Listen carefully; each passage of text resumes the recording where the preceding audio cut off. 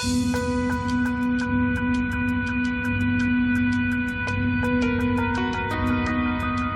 amazing thing about social is that no matter what it is, we still need to describe it with words. That's why search marketers make such kick-ass social marketers.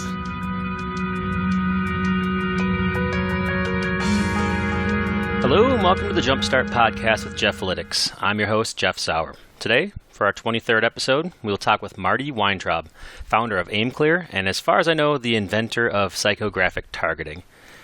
What can I say about Marty Weintraub? First of all, he's a man of energy and action. You can't hear him speak without feeling smarter and often confused. But it's not just his presentation style, though. It's the information that he presents. It's like peering into the future. Our conversation was no different. Marty gave us a super quick version of his life background filled with music and artistry. Then he talked about how he discovered the world of internet marketing. I've heard Marty's backstory before, but this is the first time I heard about the transition from being a musical artist to becoming an internet marketer. Things moved pretty fast for Marty once he found his true calling, and the rest, you could say, is history. So we're going to listen to Marty tell his story in a moment, but first I wanted to have a word from our sponsor. Marty talks a lot about Facebook ads, and my favorite place to send Facebook traffic is to pages hosted by Lead Pages. Why? Because you can find the best converting page from their library and go to town. All you need to do is go into Lead Pages and sort by highest converting page, and you can already start off with a really well-designed landing page. So go to jeffalytics.com/leadpages to learn more. And now, on to Marty Weintraub. For show notes, visit jeffalytics.com/Marty. Okay, so we're here today with Marty Weintraub. Marty, thanks for joining us on the podcast. Pleasure is mine. Pleasure is mine. Thank you. Yeah, so I'd like to ask you a little bit about, maybe not so much what you're doing today, but how did you get to the point where you are today? Okay, so in our setup, we discussed what this section would be about, and I said, really, you want this to be about me? Because I spend a lot of time in my job focusing on the amazing work of other people. So thank you for that question. I've had such a twisted and amazing run. In 1977, I went to Berklee College of Music, and after 7 semesters, I didn't graduate and went on the road with a band, like in the Midwest, from Boston to the Minnesota plains. And that band traveled all over Europe as civilian entertainers for the USO, which was really radical, like giving me very early exposure to like the larger world. Came back to Minneapolis and played in bands all through the Paisley Park era. And that led in 1990 to being signed by Polygram International Publishing in Burbank, which was totally super cool. I moved to Minneapolis during the time of Purple Rain and engineered 1,000 hours at Paisley Studio, Paisley Park. Yep. And I got to play with musicians who went on to perform with amazing acts. Like that's the community that spawned Janet Jackson, people that played with Whitney Houston and Paula Abdul and lots of others. Then, in 1995, I recorded records that blended nature sound and music for a company in Minocqua, Wisconsin called North Sound, and made records that sold many copies of Dolphins recorded in the wild and set to global percussion music. And so after selling a lot of CDs, I did the least intuitive thing possible. Had 2 amazing children, moved to Duluth, Minnesota, and took a creative services director job at KDLH. It was amazing. That year, I got to write the music for the news. I did the animation and news opens and closing segments, registered the domain, designed the first website. It was super duper cool because we had a website and we had a television station and we had a relationship with the newspaper.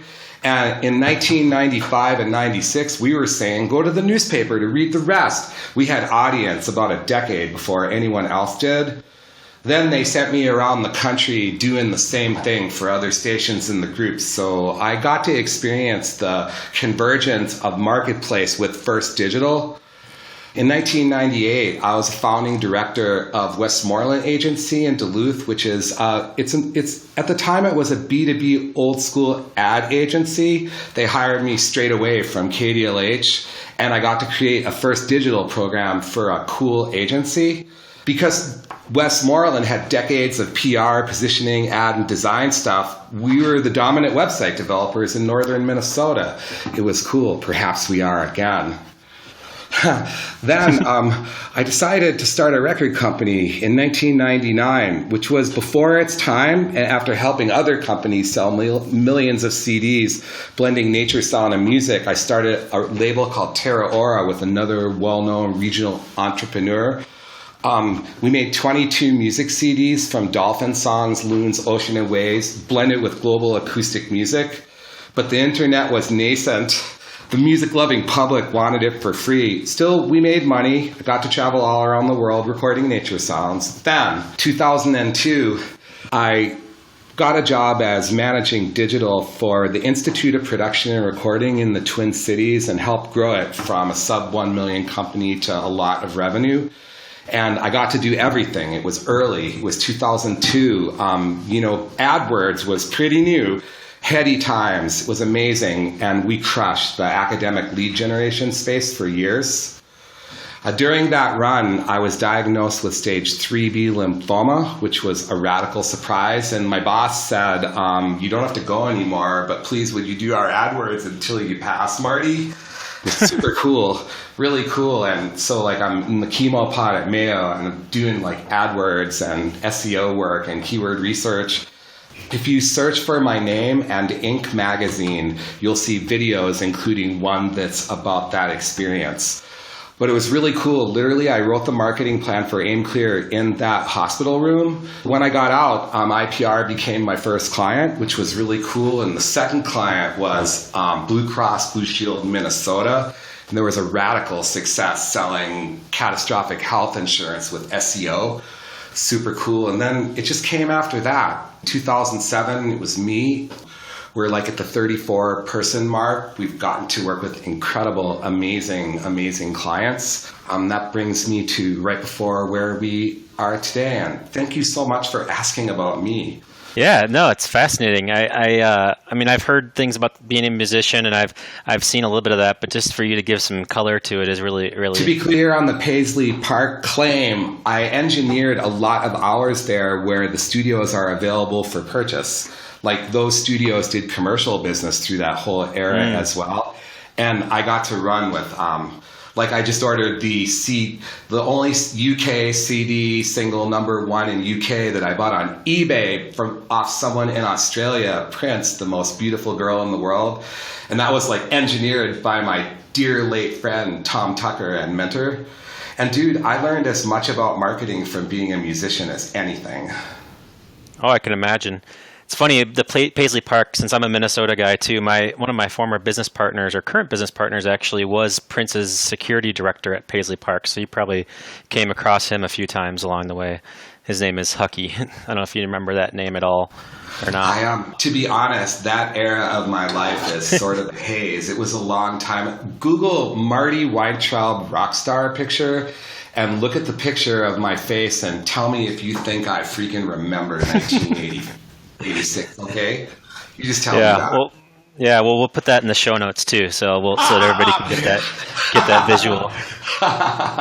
That's so funny. Yeah. So I like this convergence of music and marketing. And you said if you wouldn't have thought, you wouldn't think that music set you up for a marketing career, but it did. Can you expand on that a little bit? Sure. Well, first, my foray into the industry was as a musician. I was hired to make jingles. I worked on the 488 8888 commercials in the Twin Cities for years and other forgettable jingles you heard. And that led to a seat at the greater creative table. Agencies invited me in to think of other creative. And so literally my entree to knowing what it means to brainstorm a positioning statement or service a KPI came from someone respecting music that I made and inviting me to help with other things. What do we name the fishing tournament? And it was, you know what I mean? It was, so my pivot literally was there. Second, if you're good at, if you can be successful playing in a band with your sisters and brothers, then you could lead a work group. Not my favorite experiences, but many favorite experiences come from where I'm in a room with like 5 other people or 6 other people or 4 other people, even one other person. Like there's a collaboration that happens in music that is really similar to a really functional work group. Another indelible factor of coming from a music or any creative background, any creative professional background into marketing is that just the very creative process. Like keep in mind that in a world where everyone has a machine and everyone has an algorithm and ad tech is replaced by things that spawn large amounts of distribution units, paid and organic at scale, creativity is the differentiators that agencies will thrive on in the future. And like what it means to brainstorm the chorus of a song with your bandmate is really, really similar to writing headlines or selecting images and album art versus social media. Like creativity is the differentiator in my humble opinion. And if you're an artist or a musician or a poet or a sculptor or a dancer or anything beautiful that's about art and you come to marketing, then you've got an advantage on the important shit to start. Yeah, absolutely. And it's cool how music gave you a seat at the table, because I think that's one of the toughest parts for any of us is how do we get to that table? I mean, I think that, having talked to a lot of people on this podcast, it seems like a lot of marketers, very few of them go to school for marketing, and a lot of them are either on the creative side like yourself or the technical side. And having those skills brings you to the table because you can either create the website or you can create something that goes on the website. So it's sort of cool how that came together for you. Yeah. Thank you. It was a crazy ride. I'd say it was fueled by the fact that in like 1992 or 93, when we were hacking BBSs with TCP/IP to make first contact with the greater internet, when websites were numbered in like the couple hundred and news groups, are how I met a Stanford etymologist to help me get rid of army worms in the backyard of my Burnsville house. Yeah, those were the days. The reality is that I was so totally gassed by that shit. It blew me away so bad that I knew that being able to serve people like that was just as cool as music. Like, it's just as cool. Like, marketing is cool like music, and it's multidimensional. Like, it's multidimensional. Like, you publish something on your anything, and 220,000 people like chatter about it, and a high percentage of them are honest, and you spend $1,400 and then another million talk about it, and then somebody goes there, a percentage of those people go there, and a percentage of those people take an action that you say, and tell me that is not as heady as playing in front of people in a stadium. Well, I think that it seems like it's a similar type of performance as well, right? Like a stadium versus going on stage or writing something. It's a different medium to transmit it. But I think it does work pretty similarly. And I think that your showmanship and your stage presence obviously goes pretty far in the way that you present. And so I agree that it's a very similar way to reach people. I think that the difference in my mind, if there is a difference, is that marketing is almost even more exciting because you're not only just trying to get somebody interested, or you're not trying to entertain people, you're trying to get them to take action, to do something differently with their lives. Yeah, I was explaining to my daughter Lee, who is a journalist with an expertise in health and life sciences. Like, she wants to write and do community management.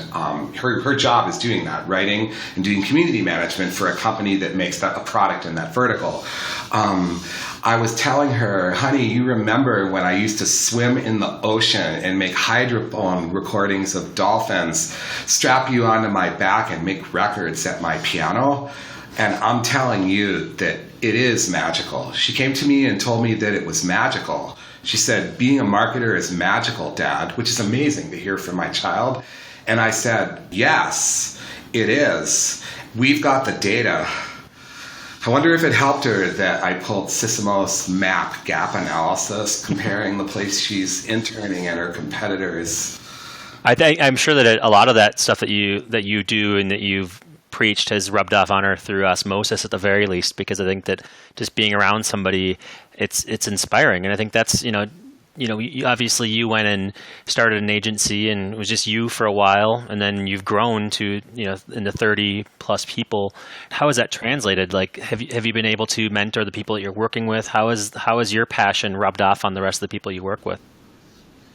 Oh, that's the sweetest question in the world, because that's how we judge my success as a company. I think that AimClear has helped mentor a generation of marketers who could work anywhere they want for the rest of their careers for having spent the time with us. I think that about 30% of our going to reach the Inc. 5000 list for the 5th year in a row company graduated from college in Minnesota and stayed in Minnesota. A lot of my job these days is sort of like entrepreneur coaching and CMO coaching and enforcer coaching. Like, we have a fairly intense set of philosophies that are who we are and can be organized by how strong they are, as opposed to having just thought some shit up and said, let's be this. We have our set of beliefs at our company about what it means to be a person and an employee and a company and all that. Great. And so has that been a vital, like, as far as growing the business goes, is it a combination of going out there and presenting and talking and sort of being present, which is where I would say most people outside of AimClear know you, is from your presentations and from the more the spoken word and the articles you write and that type of stuff. Or is it the people? Like, is that part of what makes the business successful? Is it a combination of those things? How does that all come together? That I want to answer both those questions with a resounding yes. I believe that when things go wrong, you look in the mirror. When things go wrong and you say, the buck stops with me. And then when things go right, a leader looks out the window and credits external factors, including luck and other people. That philosophy comes from Jim Collins in his book, Good to Great. And it's super duper true. Like, I'm honored to work with the AimClear team. They're crazy talented. Some of them are best in the world at what they do. Mary Morud took Martha Stewart to Facebook ads in 2009. We've been dealing at the intersection of paid and organic search and social from foundational days in some pieces of this industry. The people are my greatest joy. I think about what their careers are going to be. Amazing. Yeah, no, I think I can see that already in the Minnesota area as well. That's pretty cool. So one thing I want to go back to is this whole evolution. It seems like, obviously it was over the span of several years, but it seems like it was distinct waypoints along the way. And it's, okay, you're primarily a musician, and then it's now a musician who's a marketer, and then you're a marketer. And then marketer doing like pay-per-click, Google search ads. And then now what I know you, and I, like you said, you've been known as an organic search, pay-per-click, social, all that type of stuff. But now I think that you're most well known, and correct me if I'm wrong, for like the Facebook ads and then psychographics, like the intersection between what we're doing with pay-per-click advertising, but around specific personas and people and trying to target them, the people based on their behavior. So how did you evolve to get to that point? Was it market-based feedback, or was it just like intuitively that's how you think it should be going? Well, first, I think that we're known for psychographic targeting and always being current with most forms of targeting anywhere in the world. Like, we've always just really understood the top of the funnel, and we've been into attributable conversion as long as this existed, even when we hacked it. What we're known for is driving people in from social audiences, psychographics, and continuing to operate on them with search, RLSA campaigns, display retargeting, and display retargeting filtered by psychographics, keeping track of the data hops. Also, if you drive in the keyword Nikon binoculars discount with us, and that click costs whatever, it's expensive, we'll be running RLSA search campaigns to that keyword for informational searches that cost 31 cents. Now, with creative that's colored for the extra insight from the informational search, We go, how do we drive them in? We keep track of the audiences. We keep track of the creative, depending on which metaphor is. And then we continue to operate on those audiences intentionally with filters until we're done. And we have ad tech where we get approved things to say from our clients, and then we just paste it all into a pathway to purchase, which means all top of funnel, 12 variables in the first landing experience, each channel of retargeting messaging, all from approved things to say, banner backgrounds, 12 variables in the second landing page system. Then we create as many permutations as we want, and it spawns it all in every channel. What's really interesting about that is AimClear has moved a lot of ad tech into the creative metaphor, where we focus on what you want to say and what the targeting blocks are. In the list of approved things to say, that includes targeting for each channel. It includes approved imagery, it includes video objects, and it includes text snippets from 25 characters all the way up to 2 tweets long. Approved anything, where we get approval from our clients, not with specific ads, but a list of all the things we can say in any combination. We want to be known for the intersection of mind-blowing creative with newly refocused for ad technology and metaphor. When you market with us, we're focusing on what we're going to say to who and proving it. Yeah, and it obviously, when you said that's what differentiates you, I think it's more than just differentiating it. You rarely hear people talking about this out. I mean, you sort of coined the term and really cornered the market in that area. And I'm not sure that a lot of agencies have really kept up or caught up with what you're doing there. Can I tell you a secret? Yeah, of course. So look to the behaviors. In the behaviors attributes in Facebook, search for restaurants and find non-quick serve mid-range restaurants. Okay, so that's like MasterCard data. That's MasterCard data, and that's amazing because that's a serious amount of intent. They go to this kind of restaurant and they eat, and it's also rooted in money.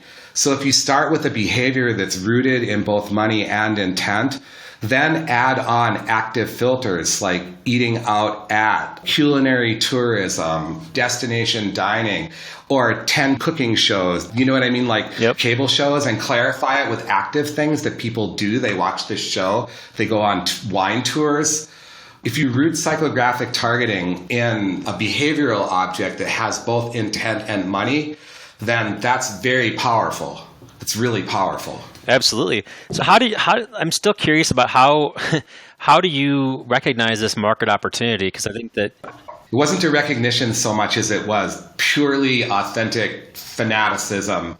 I remember being in a bar with Danny Sullivan at a Microsoft party in 2008, I believe. I wrote an article of should Facebook advertising be at search marketing conferences. If you search for Marty, Danny, should Facebook ads be at search marketing conference, that post may still be around.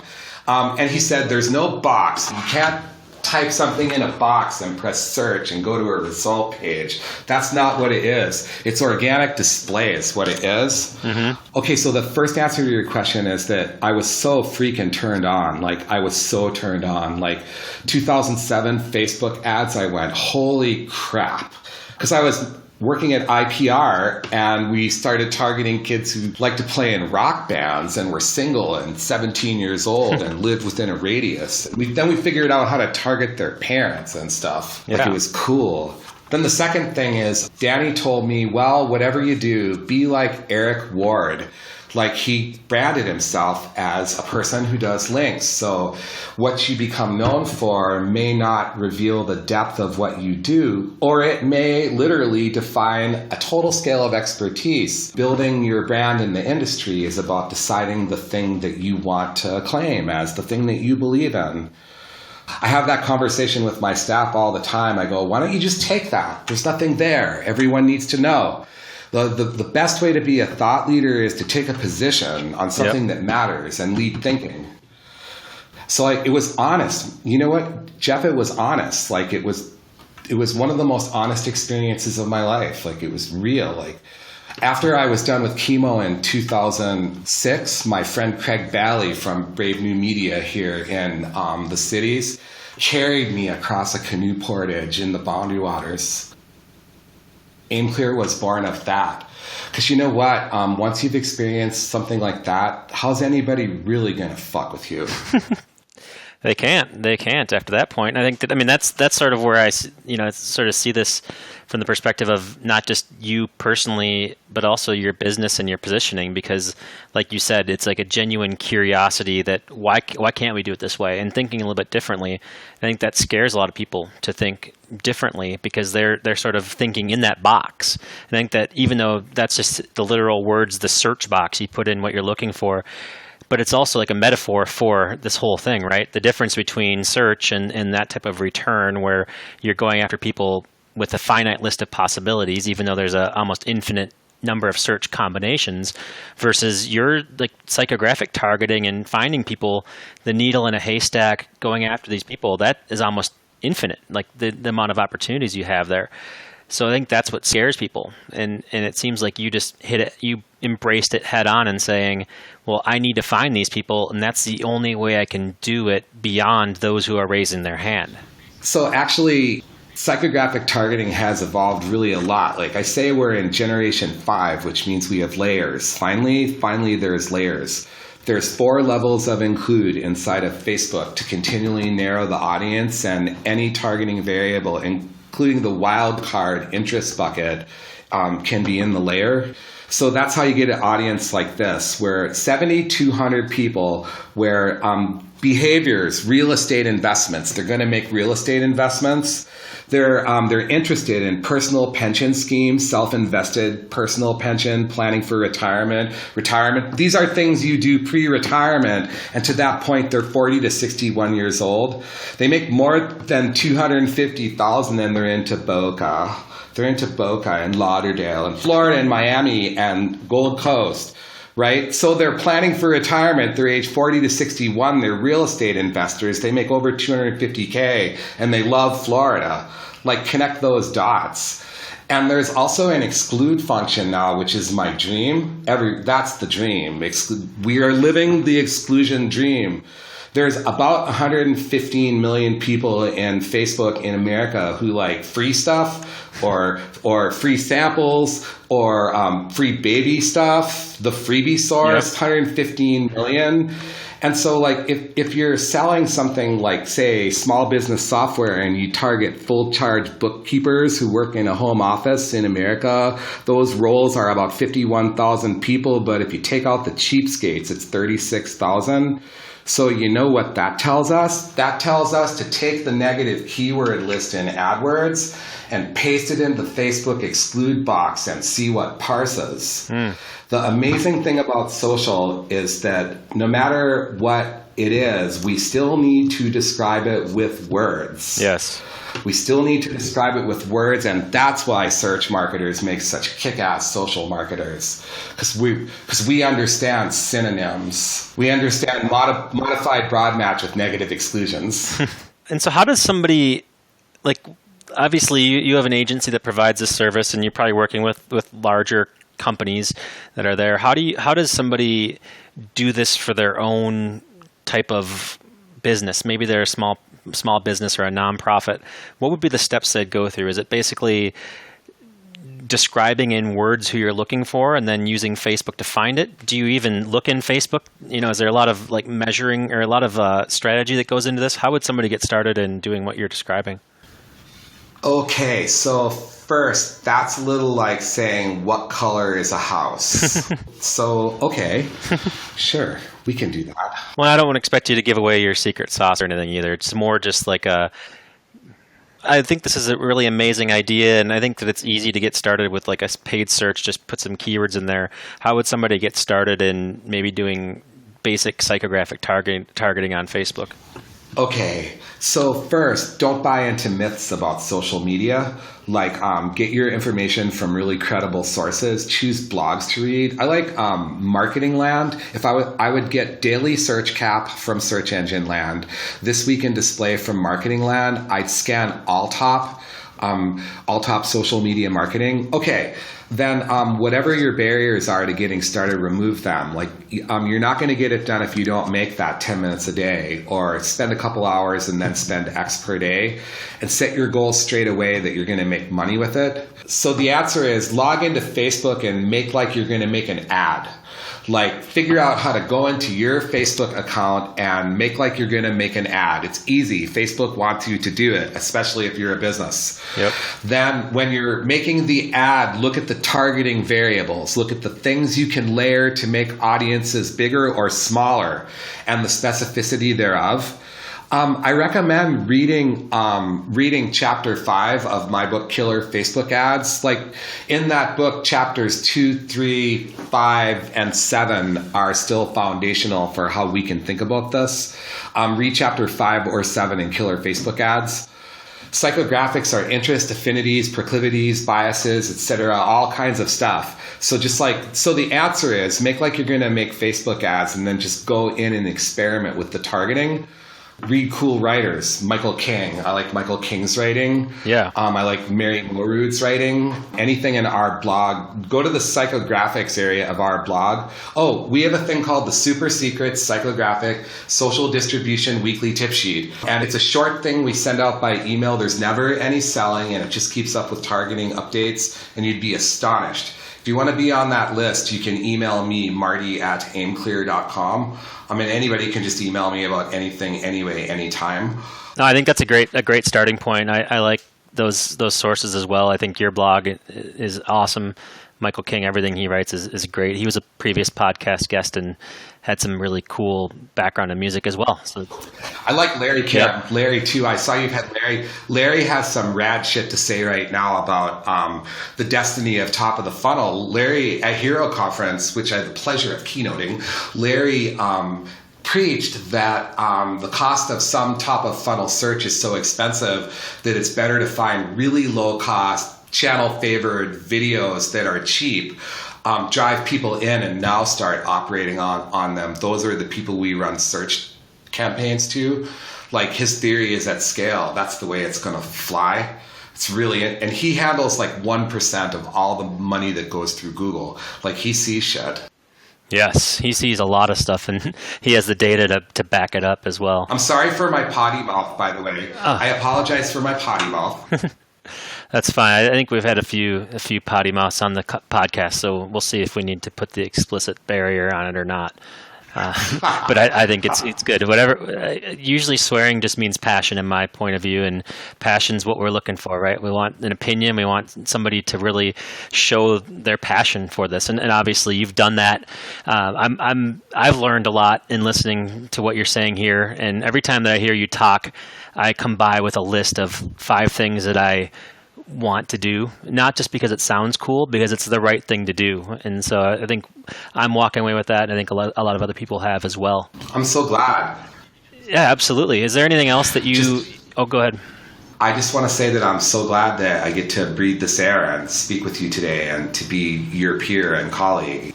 I love this industry. You're the most beautiful people in the world, and I'm just really humbled to be part of it. And thank you for listening to this podcast, and happy marketing.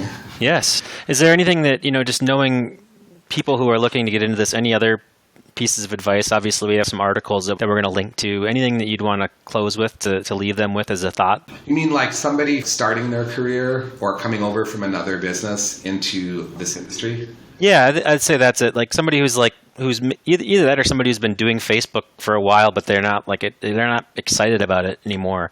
How do you get that passion going? What should they be looking at? What can they do? Remember that you're a marketer and you use Facebook. You're not a Facebook that does marketer. You're a marketer that does Facebook. Lack of success in any marketing effort usually has to do with messaging, targeting, and distribution. And it's pretty easy to look at it and go, we have this, this, and this, or we don't have this, this, and this. Even though digital marketing is a highly technical industry, really we're in the creative era of the Mad Men Renaissance. We're the good Mad Men generation and Mad Women. Almost always the larger question before hot digital is targeting, creative, and distribution.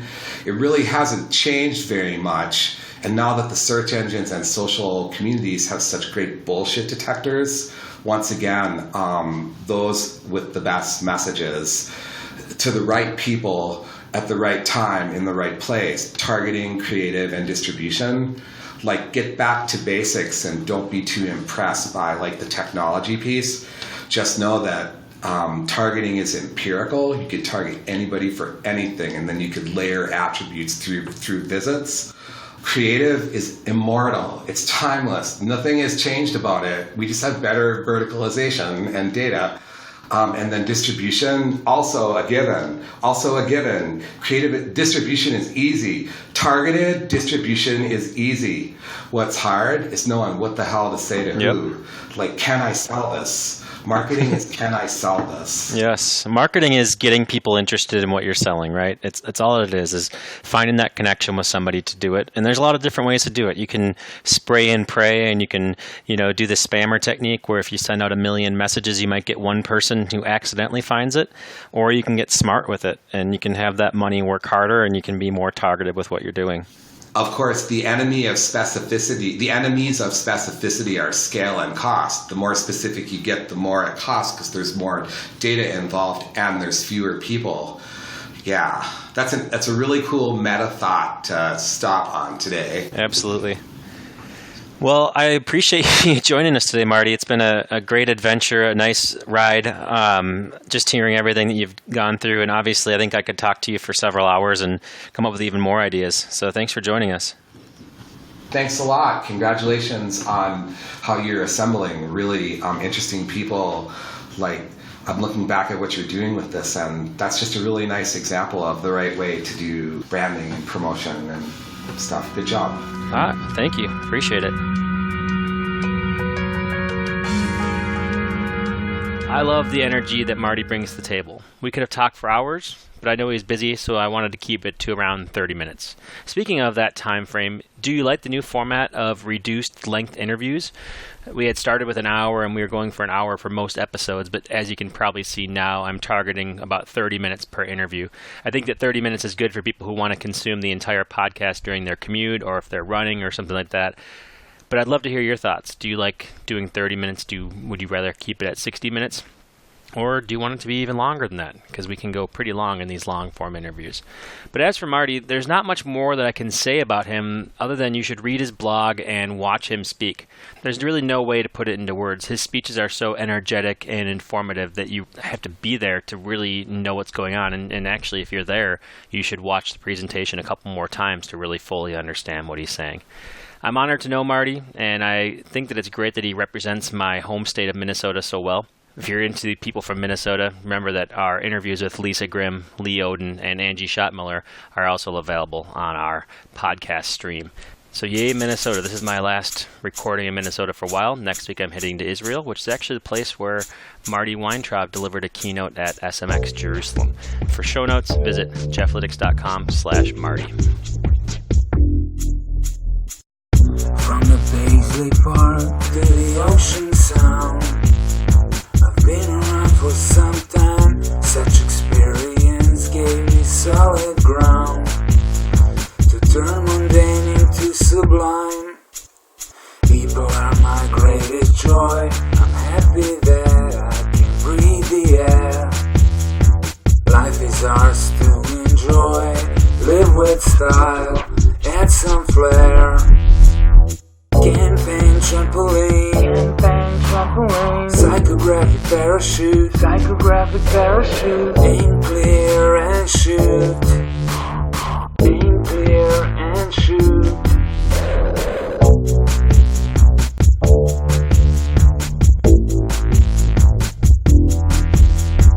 Marketing is rock and roll, the audience and the message do.